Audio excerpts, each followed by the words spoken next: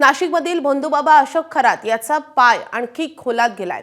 खरातच्या एका जवळच्याच व्यक्तीनं त्याच्या विरोधात तक्रार दाखल केली आहे।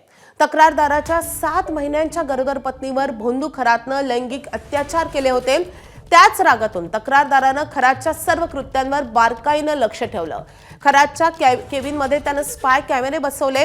स्पाय कॅमचं रेकॉर्डिंग पाहिल्यानंतर संबंधिताला खरातचे काळे कारनामे समजले।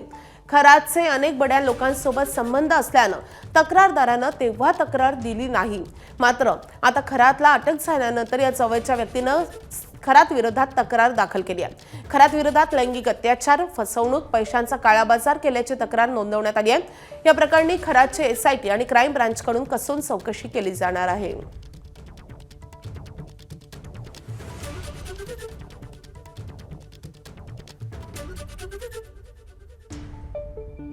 जवळच्याच व्यक्तीकडून अशोक खरात विरोधात गुन्हा दाखल झाला। तक्रारीच्या 7 महिन्यांच्या गरोदर पत्नीवर खरातकडून लैंगिक अत्याचार झाला। गरोदर पत्नीची पूजा करण्याच्या नावाखाली खरातकडून फसवणूक करण्यात आली असा आरोप तक्रारदारानं केलाय। पत्नीसोबत झालेल्या गैरकृत्यानंतर चिडलेल्या तक्रारदारानं खरातच्या हालचालींवर लक्ष ठेवलं। संधी शोधून तक्रारदारानं खरातच्या केबिनमध्ये स्पाय कॅमेरा बसवला।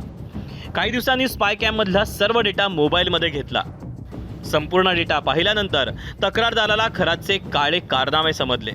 खरातचे मोठ्या लोकांशी संबंध असल्यानं तक्रारदारानं तेव्हा तक्रार केली नाही। आता अशोक खरातला अटक झाल्यानंतर संबंधित व्यक्ती पोलिसांसमोर आली।